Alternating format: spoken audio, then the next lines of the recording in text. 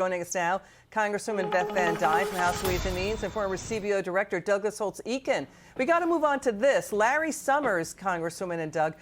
Larry Summers worked under the Clinton and Obama White Houses. He and Wall Street pros like David Rosenberg say we're heading into a double-dip recession. Let's listen to Larry Summers. I think the economy is vulnerable to a Wile E. Coyote kind of moment where these things all come together. And it's like walking off a ledge sometime in the middle or latter part of this year. I'm not predicting with confidence that that will happen, but I think the risks are significantly elevated. So, Congresswoman, a Wile E. Coyote moment, that means it goes off a cliff, right? Congresswoman, we're dealing with 13.5% inflation all in under Biden, and next week's January inflation report coming hotter than expected because gas prices are up. What do you think, Congresswoman? Well, I think that's to be expected. And with what we have been warning the Democrats with all of this out of control spending is going to happen. You know, we have been warning this, and yet under this one party rule over the last Congress, we have just seen them spend trillions and trillions of dollars. I think what you're going to see is a lot of oversight in stopping that amount of inflation by Republicans in the majority. But I'll tell you, we've got a great model already. We've seen what the Tax Cut and Jobs Act did.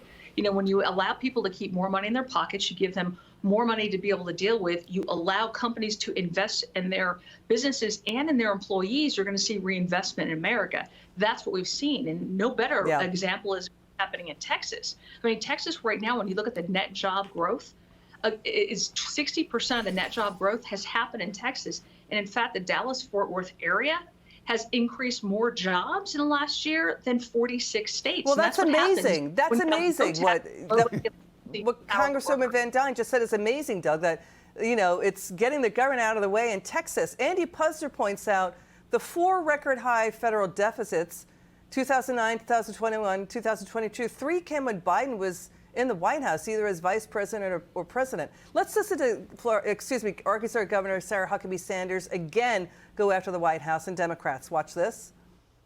Absolutely. I think that any person who's paying attention can see the absolute shift that the Democrat Party has made so far to the left that there's no other way to describe it other than crazy. The things that they are pushing, whether it's, you know, outlawing gas stoves or defining genders by the second, everything that they come up with is just moving so far out of the mainstream that there's no other way to describe it. You know, I was thankful that I got to follow President Biden because he does help set the bar a little bit low. The other part, he just has a terrible story to tell. He has been an absolute failure over the last 2 years, and anybody that is paying attention in this country sees those failures every single day when they go to the gas pump, when they go to the grocery store. They are feeling the breakdown of this presidency. Doug, what do you think? Well, look, it's hard, I think, for the White House to spin this record. He inherited an economy that was growing at 6.5% and had inflation at 1.5%. Right now, we've got the reverse. We've got 6.5% inflation and 1.5% growth. So that's a terrible job. And all they're doing is trying to talk a lot to disguise those facts, which Americans on the ground recognize. Lots of people have jobs. They talk about that a lot. They are losing real wages in those jobs. They're seeing their standard of living decline, and that's just unacceptable. And we haven't really had any progress on inflation. Now, you know, the Fed has a preferred price index called the PCE price index. If you look at their preferred measure, market-based core PCE, in April of 2022, when they were starting to tighten, it was 4.9% year over year. By the end of December, it was 4.8%. That's not a lot of progress on inflation. Inflation is still there. It's a problem. The Fed's going to have to lean harder. I agree with Mohamed El-Erian on this. And that gives you the Larry Summers scenario where they lean hard and things go downhill at the end of the year. That's a very real risk. That's a real risk. Okay, Congresswoman Van Duyne, Doug Holtz-Eakin, thank you so much for joining us tonight. It's good to see you.